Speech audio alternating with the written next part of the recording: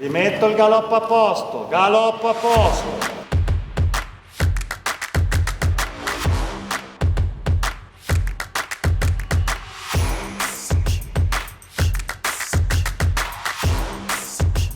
Il 2024 per il Comitato Regionale Veneto si è aperto all'insegna di tanti nuovi progetti e iniziative. L'impegno per la promozione della cultura equestre e verso i giovani cavalieri e amazzoni è costante ed ha portato nel 2023 alla creazione di un dipartimento ad hoc dedicato ai settori giovanili e alle discipline olimpiche sotto la guida della referente Caterina Penner. Da qui in poi sono state molteplici le iniziative messe in campo: il primo campionato regionale pony, gli stage con il tecnico Gianluca Palmizzi e i training coi più importanti direttori di campo, uno su tutti Uliano Vezzani, e ancora i vari master dei tecnici, la borsa di studio per un'esperienza a contatto con Michel Roberto.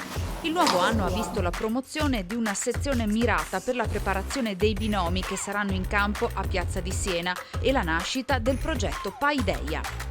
Paideia vuol dire formare, anzi educare e formare, ed è rivolto a quella fascia giovanile preagonistica, la cosiddetta base, che però ha già affrontato le prime ovviamente competizioni sportive, e ha la finalità di fare crescere tecnicamente certamente i ragazzi, quindi con delle lezioni tenute dal nostro tecnico regionale signor Gianluca Palmizzi, ma anche fornisce degli elementi ulteriori che andranno a completare, a formare questi giovani atleti su vari aspetti. A cominciare dalla preparazione atletica, per poi proseguire con appuntamenti culturali incentrati sulla gloriosa tradizione equestre veneta e ancora approfondimenti sui regolamenti delle competizioni insieme a giudici e ufficiali di gara, focus con i veterinari sulla salute dei cavalli.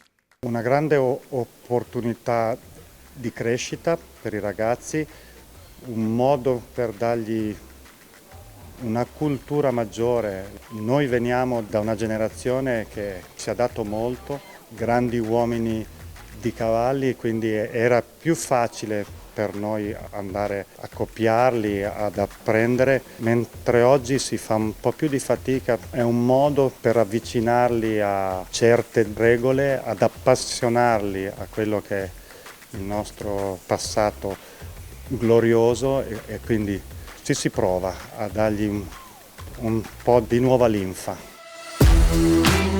Insomma, l'obiettivo è offrire una formazione equestre a 360 gradi, un progetto innovativo che ha già raccolto il consenso degli istruttori e dei tecnici.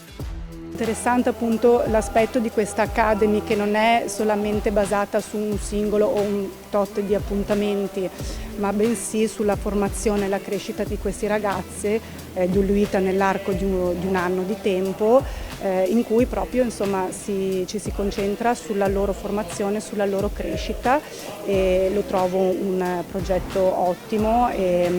Anche perché magari qua non si parla di selezioni, non si parla di appunto stage una volta ogni tanto, ma proprio sull'arco di un anno portare avanti questi ragazzi appunto dal lato tecnico e anche appunto dal lato di conoscenza. Un progetto che mancava in Veneto, dà un'opportunità ai giovani allievi di vedere il mondo dell'equitazione a cui sono appassionati da diversi profili e capire anche che c'è una storia, che c'è un passato e che ci sono anche un mondo che gira attorno da conoscere meglio e da approfondire. Montare a cavallo non è soltanto l'oretta in cui montano a cavallo, ma è capire che il mondo cavallo ha tante esigenze, tante cose da scoprire, e quindi anche quando ritornano poi in maneggio la curiosità è aumentata, aumentano le domande, aumentano gli approfondimenti, la richiesta di testi dove poter approfondire certe cose, e diventa un seminare